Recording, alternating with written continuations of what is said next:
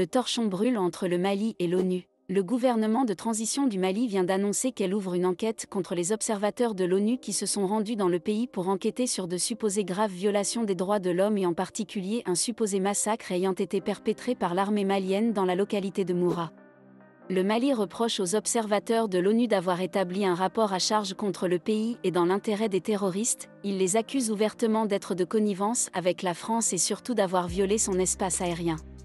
Le Mali reproche également à l'ONU de tout faire pour bloquer la réunion qu'il demande pour présenter les preuves de ses accusations contre la France au Conseil de sécurité, de déstabilisation de son territoire et d'appui aux terroristes. Rappelons que le Mali accuse la France de soutenir le terrorisme et de graves violations de son espace aérien. Il a demandé une réunion du Conseil de sécurité des Nations pour présenter ses preuves, mais l'ONU et la France bottent en touche depuis près d'un an et font tout pour ne pas que cette réunion ait lieu. L'affaire est extrêmement grave. Je te laisse écouter le communiqué officiel des autorités maliennes pour te faire ta propre opinion. N'oublie pas de liker la vidéo et de la partager si tu aimes le contenu. Abonne-toi pour ne pas rater nos prochaines vidéos. Le ministre de l'Administration territoriale et de la décentralisation, porte-parole du gouvernement, pour un communiqué. Monsieur le ministre, bonsoir. Bonsoir. À vous.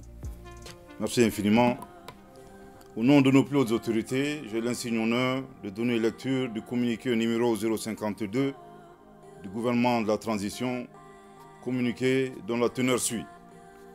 Le gouvernement de transition a consulté avec une grande attention le rapport sur les événements de Moura du 27 au 31 mars 2022, publié le 12 mai 2023 par le Haut Commissariat des Nations Unies pour les droits de l'homme. Le gouvernement de transition dénonce avec véhémence ce rapport biaisé, reposant sur un récit fictif et ne répondant pas aux normes internationales établies. C'est la raison pour laquelle le gouvernement n'a jamais daigné faire de commentaires au cours de son élaboration. Après l'opération aéroportée réussie de nos vaillantes forces armées à Moura, à la demande du gouvernement de transition, la justice militaire a décidé d'ouvrir une enquête judiciaire pour élucider les éventuels cas de violation des droits de l'homme.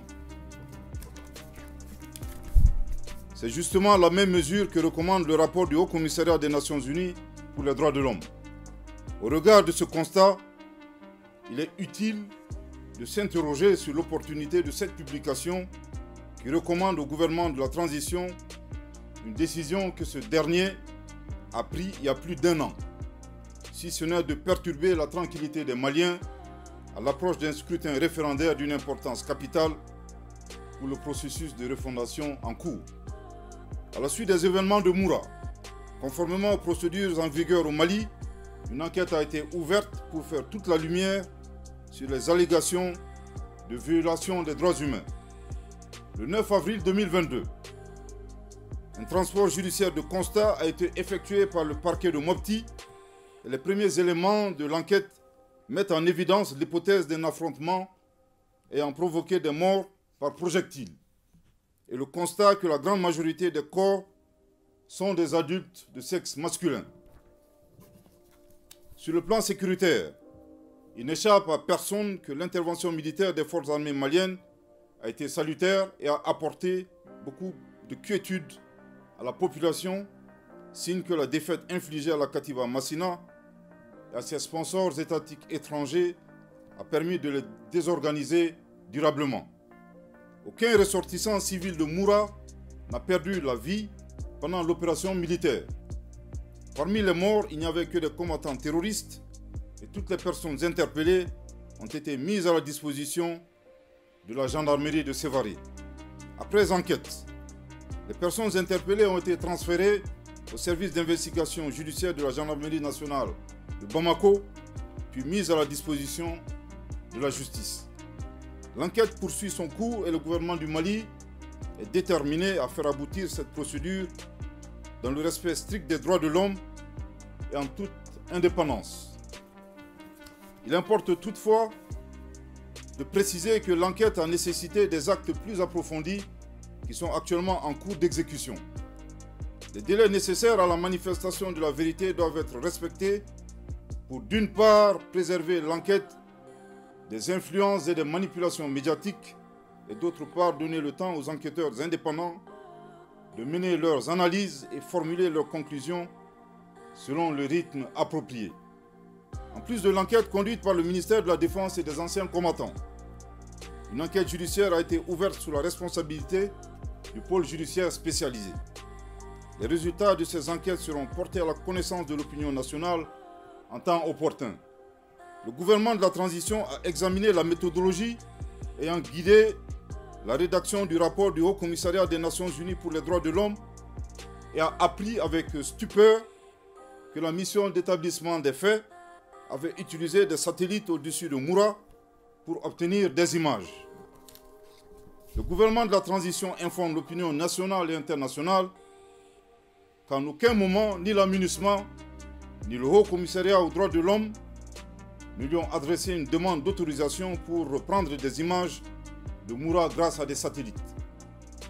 En utilisant des satellites pour obtenir des images sans autorisation et à l'insu des autorités maliennes, la mission d'établissement des faits a effectué une manœuvre clandestine contre la sécurité nationale du Mali.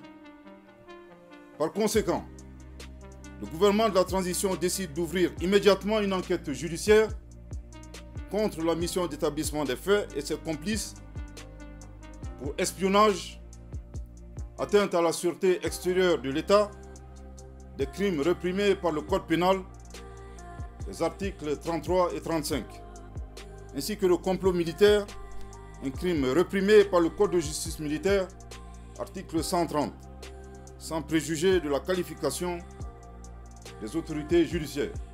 Je répète, par conséquent, le gouvernement de la transition décide d'ouvrir immédiatement une enquête judiciaire contre la mission d'établissement des faits et ses complices pour espionnage, atteinte à la sûreté extérieure de l'État, des crimes réprimés par le Code pénal, articles 33 et 35, ainsi que le complot militaire, un crime réprimé par le Code de justice militaire, article 130, sans préjuger de la qualification des autorités judiciaires.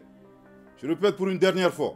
Par conséquent, le gouvernement de la transition décide d'ouvrir immédiatement une enquête judiciaire contre la mission d'établissement des faits et ses complices pour espionnage, atteinte à la sûreté extérieure de l'État, des crimes réprimés par le Code pénal, articles 33 et 35, ainsi que le complot militaire, un crime réprimé par le Code de justice militaire, article 130, sans préjuger de la qualification des autorités judiciaires.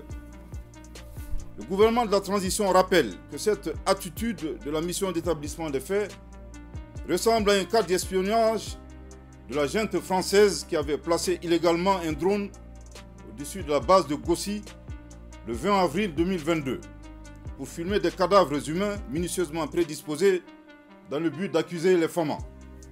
Soucieux du respect de la vie et de la dignité humaine, à maintes reprises, le gouvernement de la transition avait mis en garde contre l'instrumentalisation de la MINUSMA et des droits de l'homme dans le dessein de briser la dynamique de la montée en puissance des forces de défense et de sécurité du Mali et de s'opposer aux choix stratégiques du Mali. Dans ce contexte, il est contradictoire et paradoxal de noter la célérité avec laquelle la mission d'établissement des faits a été mise en place au moment où le Mali portait plainte devant le Conseil de sécurité des Nations Unies le 15 août 2022 sur les actes d'agression contre la souveraineté et l'intégrité territoriale d'un État membre des Nations Unies par la junte française, avec des preuves de violation flagrante et répétée de son espace aérien et d'espionnage pour avoir collecté des renseignements au profit des groupes terroristes opérant dans le Sahel, tout en leur larguant des armes et des munitions. Il y a lieu de rappeler que ces groupes sont les principaux responsables de la commission des violations graves et massives des droits de l'homme. Suite à la plainte du Mali, aucune commission d'établissement des faits n'a été mise en place. À ce jour, la réunion spéciale demandée par le Mali pour présenter les preuves de la duplicité de la junte française n'a connu aucune suite. Dès lors, dans un souci de cohérence et d'éviter la politique de 2 poids 2 mesures, le gouvernement du Mali estime que la suite donnée au présent rapport de la mission d'établissement des faits ne saurait être examinée séparément de la plainte portée par le Mali devant le Conseil de sécurité des Nations Unies contre la junte française. Le gouvernement de la transition, sous le leadership de son Excellence, le colonel Assimi Goïta, président de la transition, chef de l'État, réitère son attachement au respect et à la protection des droits de l'homme sur l'ensemble du territoire national et au bénéfice de tous les citoyens.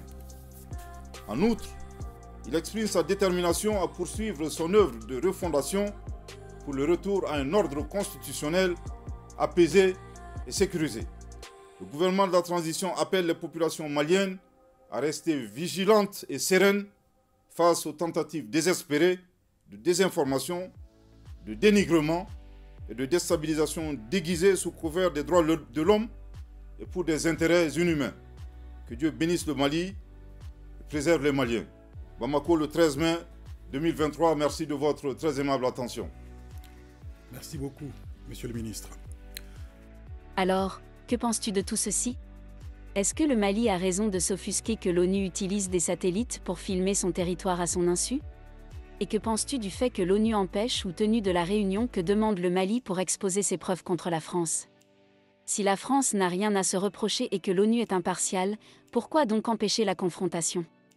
Dans l'absolu, si le Mali n'a pas de preuves solides contre la France, c'est lui qui se ridiculisera devant la face du monde. Que craignent donc l'ONU et la France? Cette réunion permettra au monde entier de savoir ce qu'il se passe réellement au Sahel. N'oublie pas de liker la vidéo et de la partager si tu aimes le contenu. Abonne-toi pour ne pas rater nos prochaines vidéos.